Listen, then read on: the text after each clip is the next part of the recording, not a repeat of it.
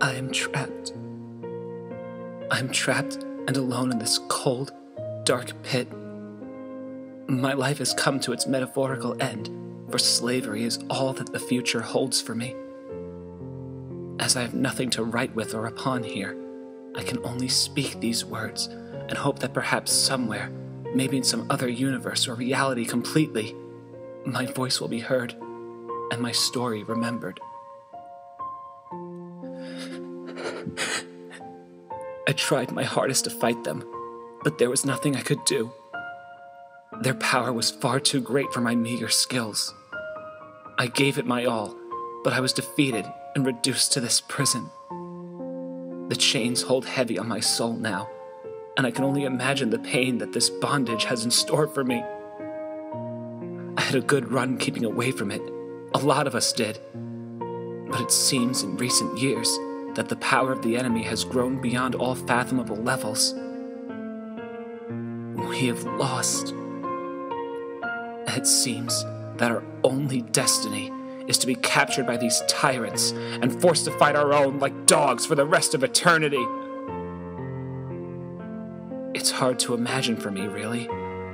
The thought that sooner than later, I'll be out there attacking and harming my own people against my will. If I can even call them my people anymore.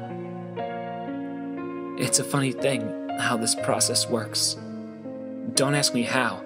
I'm not even sure they themselves know exactly what happens.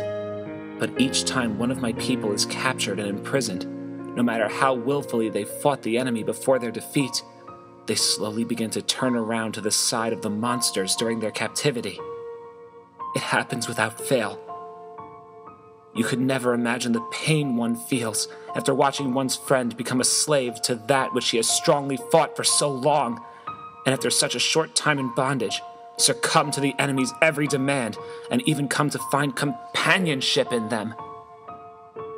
It's sort of a fail-safe brainwashing system. Hell, it'll happen to me soon, no matter how much I don't want it to.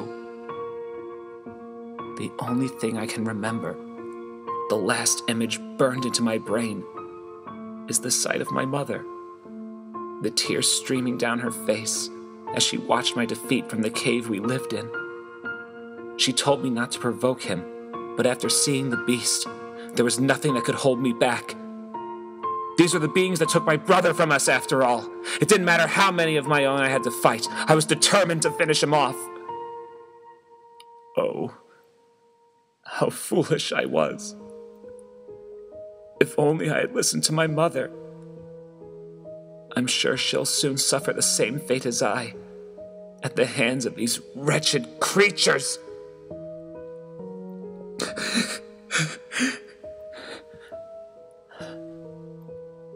But still, maybe things aren't just as bad as they seem. I mean, after all, it's a proven fact that under the supervision and training of those other beings, my people become more powerful than they could ever have hoped to be on their own in the wild. What's more, they seem to genuinely care for us. Yeah, they give us shelter and even heal us of our battle wounds.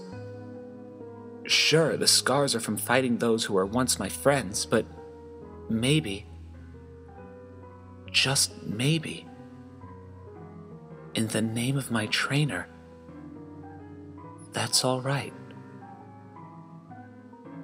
Things aren't as bad as I first imagined. No, not at all. I'm seeing things differently now. I think that when my trainer decides to call me out to battle, I'll do my very best for him. I know I will.